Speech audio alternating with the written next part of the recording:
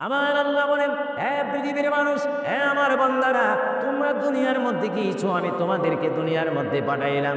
পাঠাইবার পরে আমি জানি তোমরা অনেক অন্যায় পথে যাবে, অনেক কাজ করবে, যে কাজগুলোর মধ্যে তোমাদের গুনাহ হয়ে যাবে। হে বান্দা, তোমরা গুনাহ করবে তাও আমি ভালো মতো জানি, তোমরা পাপ করবে তাও আমি ভালো মতো জানি।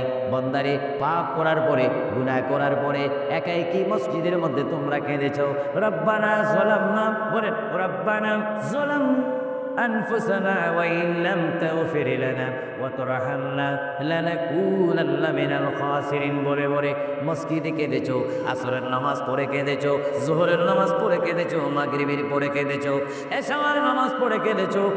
বান্দা, নামাজের মুসল্লা যখন বসে যাও, আমি আল্লাহকে তোমরা বারবার বল, আল্লাহ গো আমার গুনাহ মাফ করে দাও। তারপরও আমি তোমাদের গুনাহ মাফ করে নিই।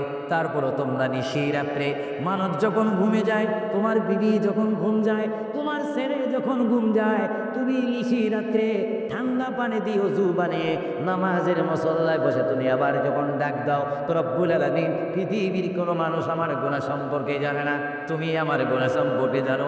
আমি এমন গুনাহ করেছি আমার বিবি জানে না, বিবি গুনাহ করেছে আমি জানি না। আল্লাহ, তুমি সব কিচ্ছু জানো। হে আমার প্রভু, তুমি আমাকে মাফ করে দাও। আমার আল্লাহ বলে, তারপরও যদি তোমাদেরকে আমি মাফ না করি, তারপরও বান্দা, তোমরা আমার রহমতের দরজা থেকে ফিরে যাইও না। আমি তোমাদেরকে হুকুম দিচ্ছি, ওয়ালাউ আন্নাহুম ইয যালামু আনফুসাহুম জাউকা, বান্দারে, যদি গুনাহ করে ফেলো, আমার রহমত থেকে মুখ ফিরে তুমি চলে যাইও না। বান্দা, আকাশ পরিমাণ যদি গুনাহ করো, পাতাল পরিমাণ যদি গুনাহ করো, সাগরের পানি পরিমাণ যদি গুনাহ করো, পাহাড় পুরমায় যদি তুমি গুনাহ করো, আমার দরবার থেকে তুমি নিরাশ হইও না।